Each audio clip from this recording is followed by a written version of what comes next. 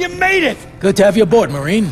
My men speak highly of you. Shit, most of them are downright scared of you. I started playing with Crysis 2 a bit skeptically, because the surrounding hype often gives a false image of a game. Well, that's not the case here. After giving it just about an hour, I realized how big time I was wrong. It is way more than an everyday shooter, so let's see why exactly. At the risk of sounding melodramatic, watch the sky. The very first thing, in the beginning there's a trailer showing what you will be capable of doing, and these are not just in the cinematics. The game is designed to be simple but enjoyable, so all these moves are easy to remember and fun to use. The game is more than challenging actually. I played it on veteran, and trust me, you won't be running into enemies dead on.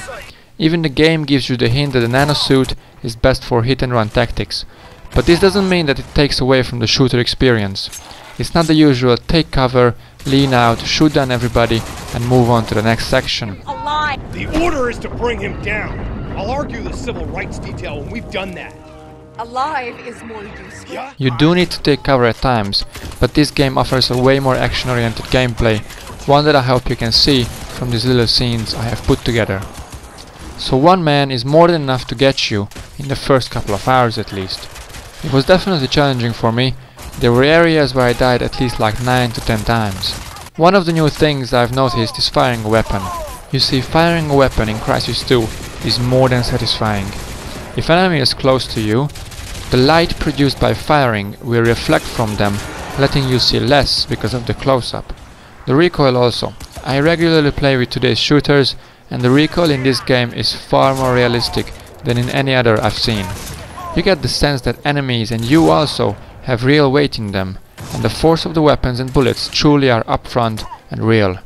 So you can see that firing a shotgun close up would definitely look something like this.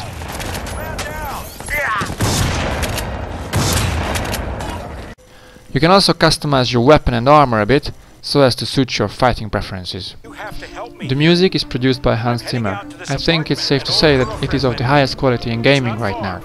After playing it for a while, the sophisticated system of noises, such as footsteps, different kinds of machines and helicopters, starts to sink in, and during gameplay you will be able to recognize these. And I think that's very cool because that's what you would actually hear in a devastated city. The voices of the characters are also cleverly thought out, not too much, not too little, and they don't sound lame. I especially liked Gould's voice. Tara Strickland, man. Daughter of you-know-who. Some fucked up shit, right? The cinematics would worth a separate review in itself. The body motion during them are very clever, often you have to participate also, but more importantly you get the sense that you are actually controlling a human body. The engine of course takes full use at this point, and they give such a boost to the gameplay that the whole experience just gets addictive. You must have heard about how this game is leading the graphics on all platforms, and I can only support this. For example, the 100 or so different types of lights and shadows are just absolutely amazing. The scripted events happening around you as you walk through New York are terrific, and they certainly give a big boost to the game and heighten the action experience. Also, fighting between and on top of skyscrapers, looking down, looking up, it's as realistic as it gets right now.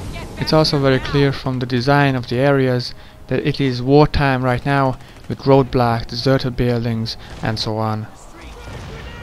We're gonna bring it down and block the squid mortar fire! But the safety breakers are tripped!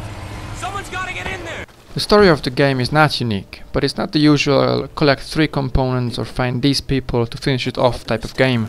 It's unpredictable. You have this dude, but suddenly something comes up and you have to do something different. And this happens enough times to keep you interested. There will be few occasions when you can really expect something that is told to happen, and then it actually does. I think that's great because in a devastated city anything could happen, and sometimes it does, but I don't want to spoil anything for you. There is definitely an action hero theme, I would say. At times almost everybody will want to kill you while you are trying to reach your destination, or actually saved a lot of them, and lots of times they get to you and you would expect a completely different follow-up, but then something hits in and you can continue fighting in changed circumstances. So it's more like a sequence of events leading to the end than a predetermined action story. The areas you get to visit are vast. I rarely found myself trying to jump somewhere I couldn't, and that's because even without the marked points you have to progress, the game hints you the path, and I had absolutely no problem with that. You don't feel it's linear at all. And finally the multiplayer of Crysis 2.